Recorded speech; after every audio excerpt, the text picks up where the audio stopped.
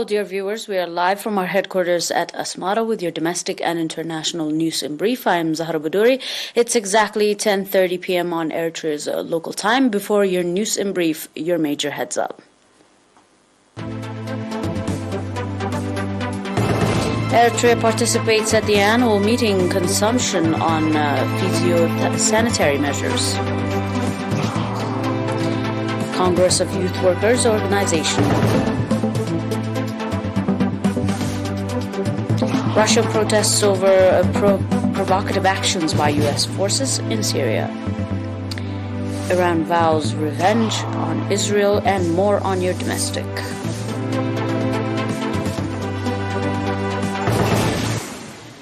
Welcome to your reports in brief.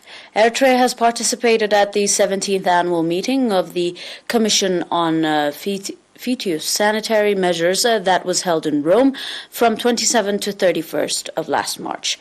At the meeting, Mr. Takhlaab Miskinna, Director General of Regulations and Inspection at the Ministry of Agriculture, and Mr. Asmorom Kidane, Eritrea's permanent representative at the UN institutions in Italy, took part. The Commission on Phytosanitary Measures is the governing body of the International Plant Project Convention that has been established by member countries with the objective to review the work progress of subsidiary bodies towards achieving the objective of the International Plant Protection Convention. The International Plant Protection Convention has so far prepared 46 standards for controlling cross-country pests and has delivered to member countries for implementation. According to the Ministry of Agriculture, Eritrea has established quarantine centers at the Asmara International Airport, Massawa and Asab, as well as in Tesane, with the objective to control cross-country pests. The International Plant Protection Convention is an organ of the Food and Agricultural Organization of the United Nations. Eritrea has become member of the convention since the year 1995.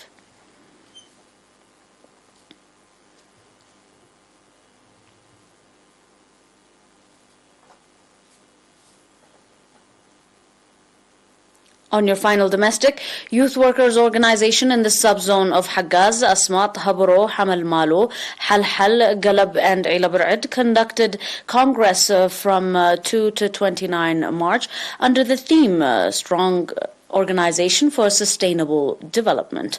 At the event, the participants elected executive committees for 2 years' term, and briefings were provided on the objective and activities on the organization were also overviewed. In the same vein, the National Union of Eritrean Youth and Students, in cooperation with the partners, organized Youth Week in Dakamhara with the objective to develop organizational capacity at the junior and high school. The Youth Week included drama, songs, general knowledge, as well as sports competitions, among others.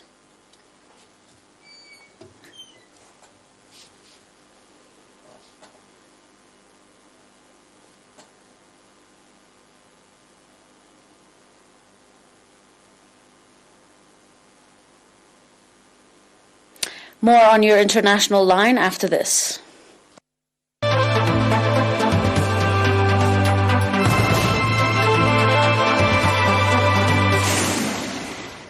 On your global report, Russia's forces in Syria has protested over what Moscow described as a provocative action by United States forces also deployed in the country, Russia's state news agency TASS has reported. TASS cited a senior Russian military official on Friday saying that provocative incidents had occurred in Syria's northeastern province of Haska, where U.S. forces have been deployed for several years, leading a collision of local Kurdish troops battling against ISIS and its remnants. Russia's Rear Admiral Oleg Gornov, head of the Russian Center for Reconciliation of Opposing Parties in Syria, said that U.S. troops had twice been spotted by Russian forces in areas that lay outside their outside their agreed zone of the operation without giving details of timing.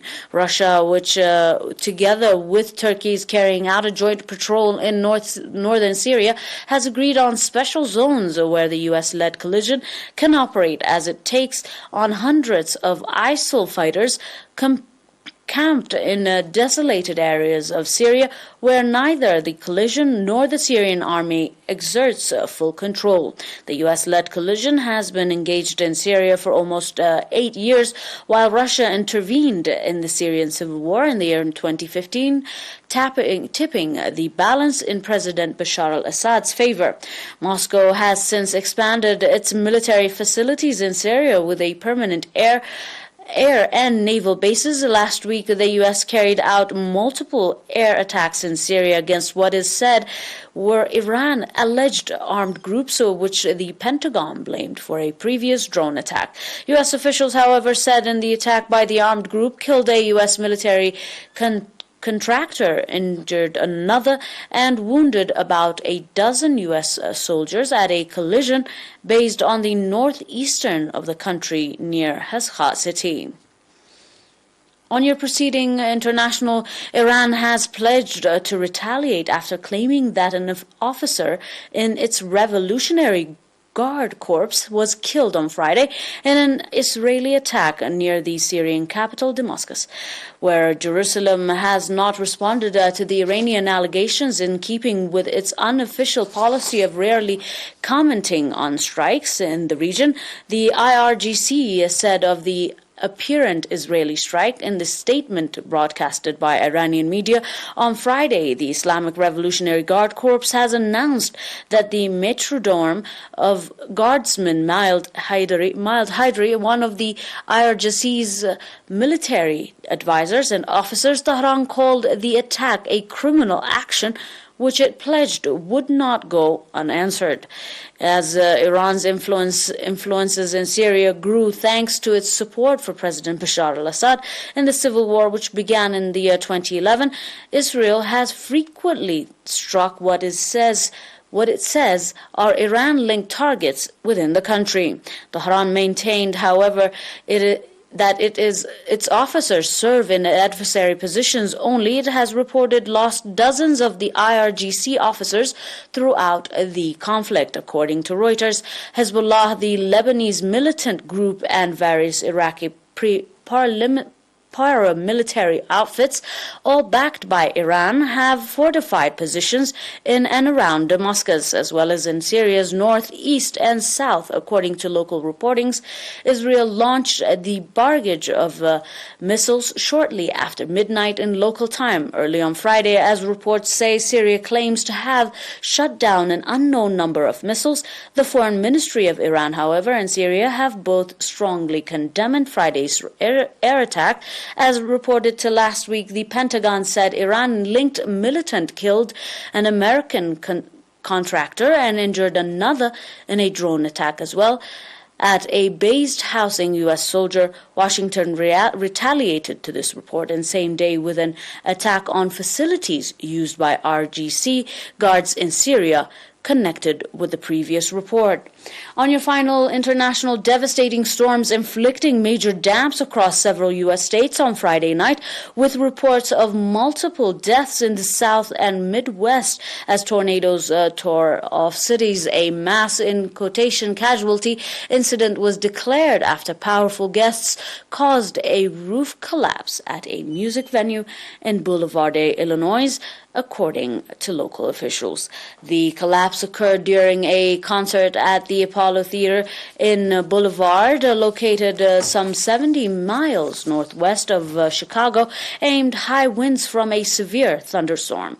One person died at the scene, while 28 others were injured, city's officials reported. Officials also confirmed that multiple people were trapped under the debris aimed the rescue efforts, according to the Country Herald, a news agency based in central Illinois.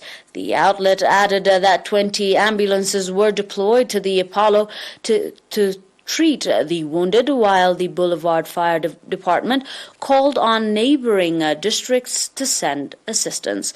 The roof collapses came as a cluster of several storms palmed the U.S. Midwest and South on Friday evening, with Arkansas Governor Sarah Huckabee Andres declaring a state of emergency after tornadoes tore through multiple towns in the region. At least 3 people were reported dead in Arkansas, in addition to more than 40 injured. Extreme weathers also caused damage in other states. Hundreds of residents in the small towns of Charlotte, Iowa were evacuated following a gas leak caused by the storm, while the city of Covington, Tennessee was deemed impassable by local police, who shared photos on roadways obstructed with debris. More than 250 severe thunderstorms were reported across the United States by the National Weather Service on Friday alone,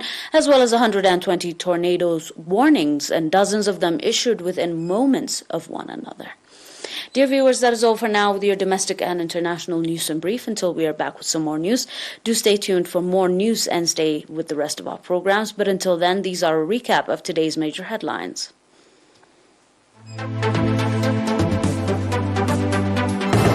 Eritrea participates at the annual commission of phytosanitary measures. Congress of Youth Workers Organization. Russia protests over provocative action by U.S. forces in Syria. Iran vows revenge on Israel, and more updates on tornadoes devastating U.S. states. That is all for now. Thanks for watching once more, and